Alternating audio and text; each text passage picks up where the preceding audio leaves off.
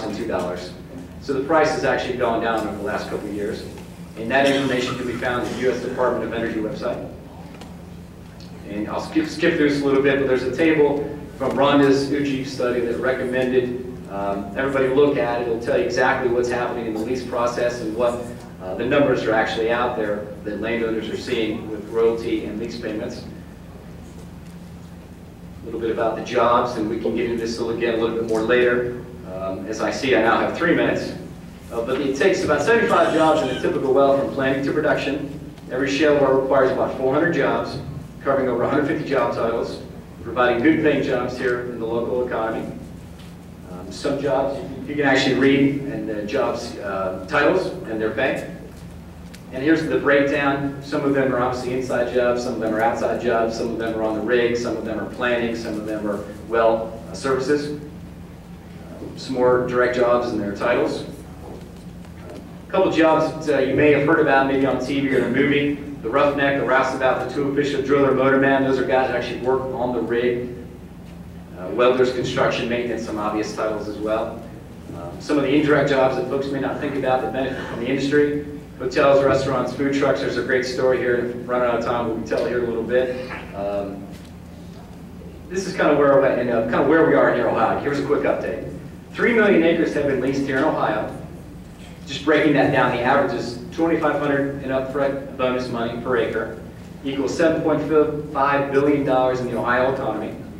33 wells have been drilled in the Utica Shale, and 4 of them are producing. That's currently here in Ohio. A little bit about the conversation as we close out here.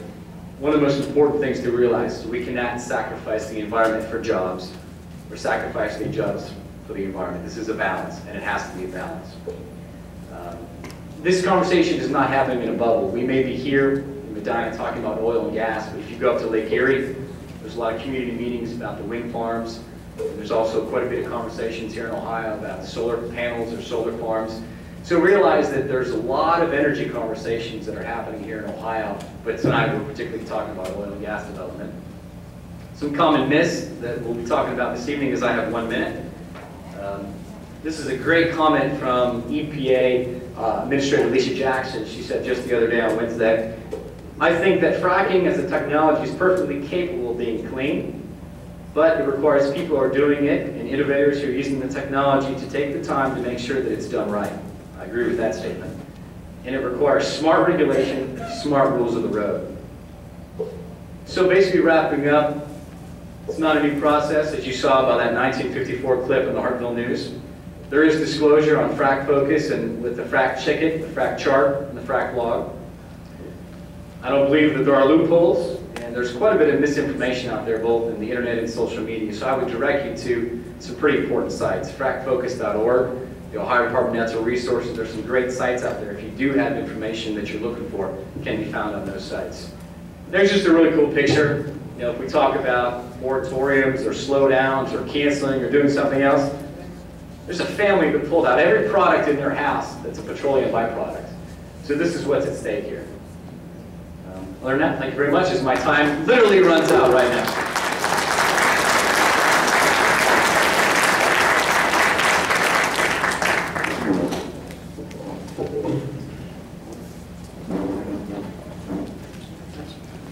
All right, we do have 2 more speakers. I guess I thought we were going to do Rhonda first and then do the other, but since we're going to do the other way around, we'll try to maximize our time. So, sir, feel free to come on up. He says it's going to take 5 minutes. That's a lot of fast talking, so let's see if you can do it. I'm thinking everybody will be pleased to have a 5-minute talk. Yeah. As a landowner's perspective, I was going to ask a question, but Mike said I can't ask questions, so I won't do that. But I suppose a lot of you are here as landowners, so this will be kind of directed at him. If you have 20 acres or more, you probably will be contacted. You may be contacted with a whole lot less than that. My farm is about 80 acres. And by the way, my name is Bill Gramley. I'm from Sharon Township. And my farm is 80 acres. I'm in Sharon Township.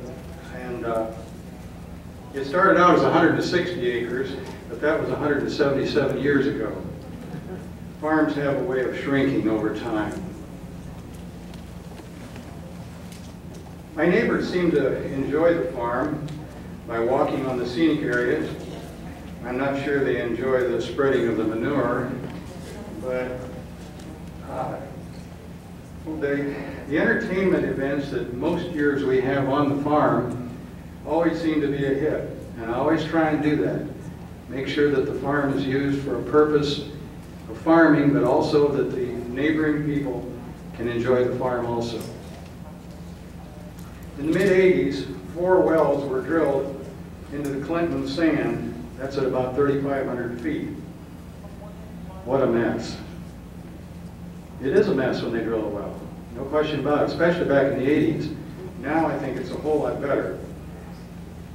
After the drilling, but before the fracking, there was almost no gas. After the fracking, gas came in at 1,200 pounds of pressure and stayed in high productivity for more than a year.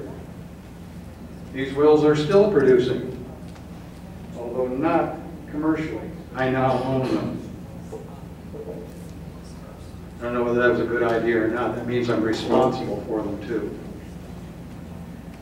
Now it seems there's a new oil play. Now it's the shale formation at the depth of about 6,000 feet.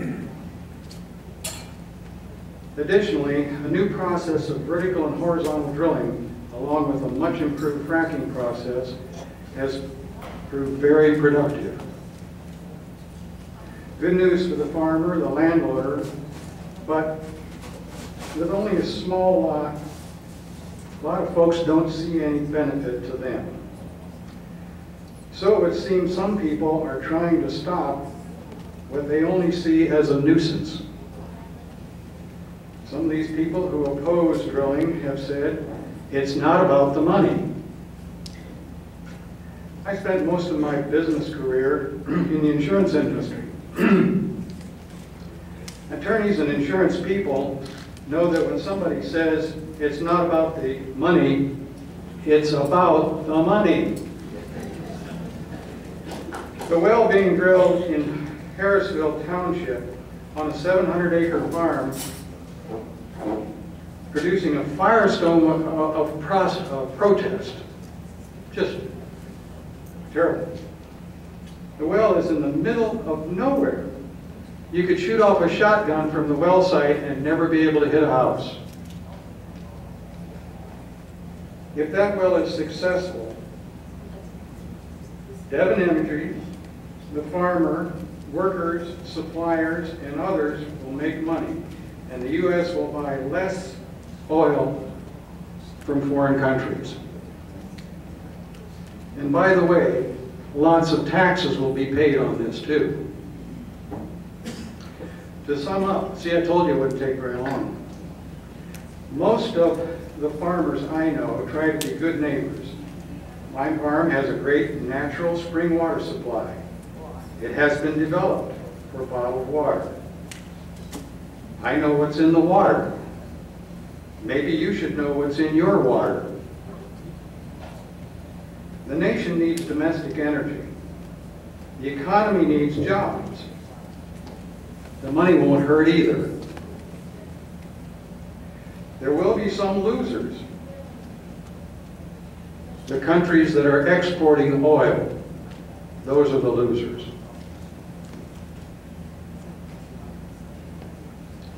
Most nations don't allow landowners to own the mineral rights. The king or the dictator gets all the money and makes all the decisions. Those are the people we buy our oil from for the most part. I like our system better, don't you?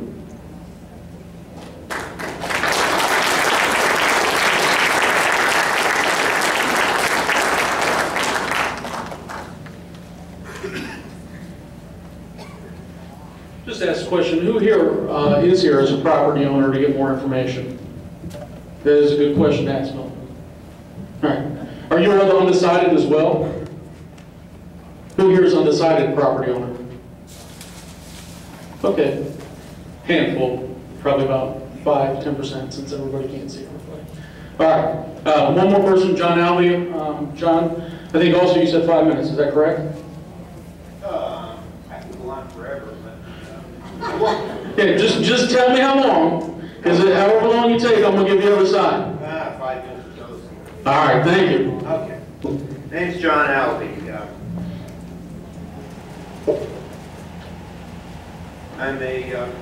First of all, I'm a capitalist and I'm an environmentalist. Strange combination perhaps, but I think it does work out. I've had a variety of things I've done over the years, but I spent about 20 years as what we refer to as a sludge sucker. We had a contracting firm. We went to various heavy industries, refineries, steel mills, paper mills, chem plants, pharmaceutical plants, and so forth. And we cleaned up their wastewater ponds. We separated out the water, which was generally reused in some fashion, and tried very hard to make some sort of a useful product out of whatever the solids were that were there. We went into a job site, and our client would consider it a waste product. We go in there and say, this is a raw material. What can we make out of this? The better job we did, the more profit we could make. We could do a better job for the next guy, hire more people, and so forth. And I want to thank you for that first picture you showed of the waste ponds at a drill site. The water that is produced, the flow back in the production water does come back. It's, I don't know, somewhere 1 million to 2 to 3 million gallons comes back. Sounds like a lot of water.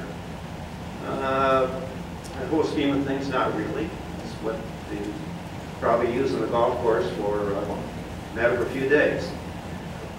But you don't want it running down the hillside. You want to take care of it properly, and it can be handled. Putting in a waste pond, yes, it does have the risks that were mentioned. Putting it in tanks and then processing it on site, that is one possibility. It can, in theory and in actuality, be cleaned to the extent that it can meet drinking water standards. Usually not necessary, very expensive, and so you find alternative uses for whatever the material is and do it in a responsible way. I think all through this whole process of drilling wells, putting in the proper casings, following proper procedures, it's all a matter of doing things responsibly. Done responsibly, it can be a profitable endeavor, I think, for everybody. I know virtually nothing about drilling a well, but I do know a lot about cleaning up dirty water. And I will be glad to assist anybody if they have any questions or anything more detailed. But in the meantime, maybe I've left a minute or two for somebody else. But I'm basically done.